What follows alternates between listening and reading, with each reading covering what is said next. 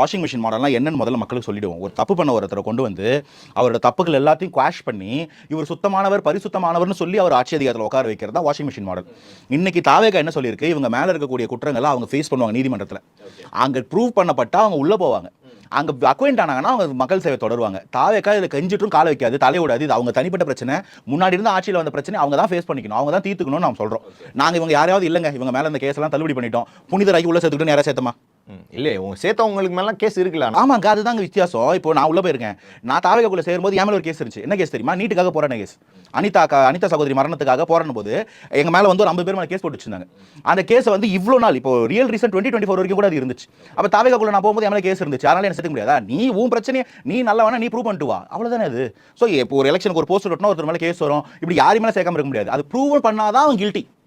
Unless proven guilty he is Innocent. இப்போ நீங்க யார் மேலே குற்றப்பத்திரிக்கை ப்ரூவ் பண்ணிட்டீங்களா? சரி, அப்படிதான் 5 வருஷம் நீங்க தானே ஆண்டீங்க. அதிமுக அந்த குற்றச்சாட்டு தானே 2012 நீங்க தானே கவர்னர் வீட்டுக்கு போனீங்க. 5 வருஷத்துல ஏன் இவங்க யாராவது தப்பு பண்ணிருந்தாங்கன்னா பிடிச்சி உள்ள போட்டு தண்டனை வாங்கி கொடுக்கல? இது ஒரு பக்கம். நாங்கள் அதை பண்ணல. So we are not washing machine. Washing machine என்னன்னா, தப்பு இருக்கு, அவர் மேலே கேஸ் இருக்குன்னும் போது அவரை கூட்டிட்டு போய் இலாக்கா இல்லாத மந்திரியா ஜெயிலில் வைக்கிறது. அவரை ஜெயிலில் வச்சிருக்குது கவர்மெண்ட் கோர்ட்டு. அவரை வந்து பதவி இருக்கக்கூடாது, ஆனால் அவருக்கு இலாக்கா இல்லாத மந்திரியா கொடுத்து வச்சாங்க. பெயில் வேணுமா மந்திரி பதவி வேணுமா? இந்த கேள்வி ஞாபகம் இருக்கா? கோர்ட்டில் கேட்டாங்க. ரெண்டுத்துல ஒன்று தான், ஒன்று பெயில் வச்சுக்கலாம் இல்லை மந்திரி பதவி வச்சுக்கலாம்னு சொன்னேன். இல்லை நான் பெயிலே வச்சுக்கிறேன்னு சொல்லிட்டு உட்காந்தவர். இதுதான் வாஷிங் மிஷின் மாடல். நாங்கள் இல்லை, அவங்க தான் அந்த வாஷிங் மிஷினும்.